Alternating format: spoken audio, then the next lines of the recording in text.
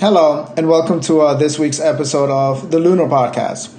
In this episode, we're going to be exploring and unpacking the story of Paul's journey to Damascus.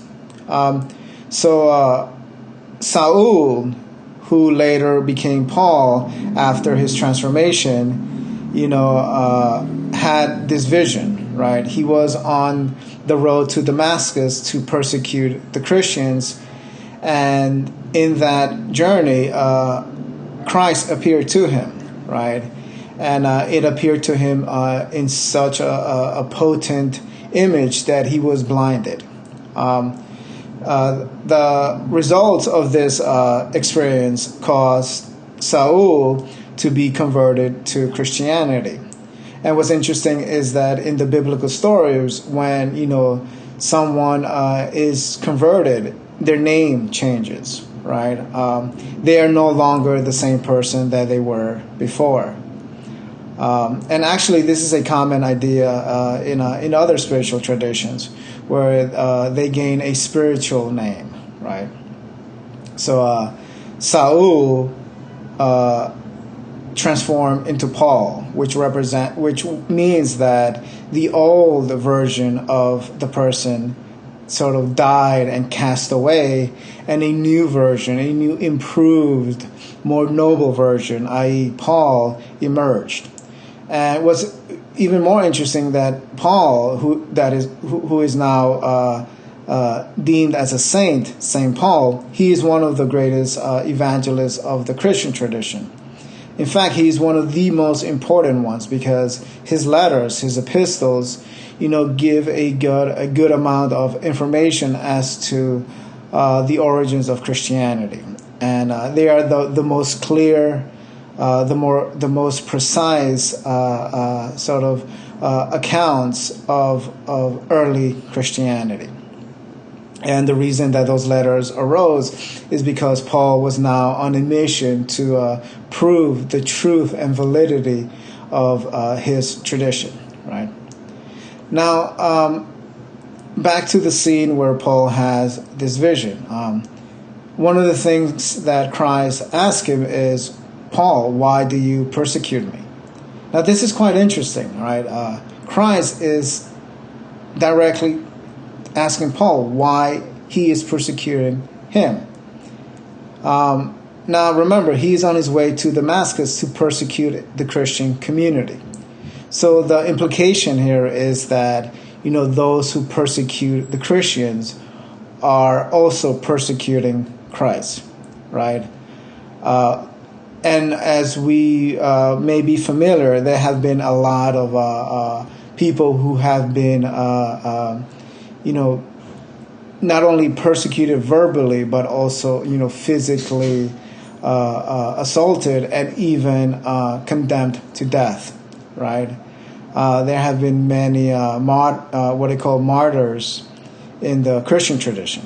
So according to this implication, that is the same as persecuting and crucifying Christ himself, which is quite an interesting motif across, the Christian tradition, which is that is what awaits us as Christians, is the fact that you're going to be humiliated, you're going to be dismissed, you're going to be seen as being a lunatic, as being crazy, as being superstitious. And, luckily for us nowadays in the 21st centuries, we no longer, condemn people to death for their ideas, right?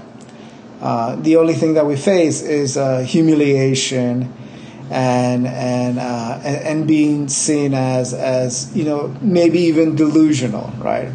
But the immediate consequences of death is not so threatening, unless you live in places like the Middle East, where the laws are a bit more unprotective of those who have these beliefs, right? So, for those who live in the Middle East, they still do, are met with violent reactions, right? So the fact that Christ says to Paul, "Why do you persecute me?" Implies that those who persecute the communities of Christians, those who persecute those who come in the name of their teacher, are also persecuting the teacher himself. So that is quite a very interesting detail. Now, the next interesting insight that we can draw from this story is this idea of rebellion. So there are two, points that I want to outline here real quick. It is okay to rebel against unjust systems, against systems or institutions that are manipulative, that are biased, that are prejudiced, that are not rooted in deep universal truths of compassion and love, right? There is a justification for rebelling against those systems which are easily shaken up, right? Because they're embedded within evil, right? So when you rebel against those systems, they are easily shaken, which is why the authorities of those systems are very quick to retaliate with violence, because they don't want to see their house of cards crumble so easily, right? Now, when you rebel against something that is embedded in truth, something that is embedded within universal principles, it only makes that even stronger, right? So in this case, Saul, aka Paul, was rebelling against the truth of Christianity. Now, when you do that, you only make it even stronger. You only make the deeply rooted universal components. You create a vessel for them to emerge even brighter and stronger. Hence, why he had the vision that he did, that was so intense that it blinded him. So, the point in this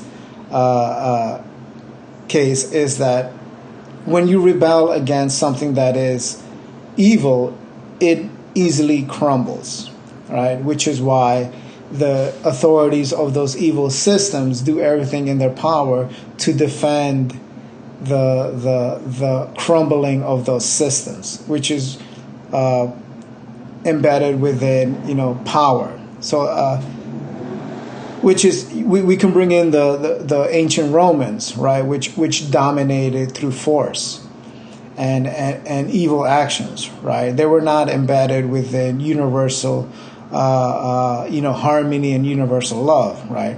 Which is why when someone like Christ came along, a simple man delivering a simple message was beginning to threaten the entire Roman establishment, right?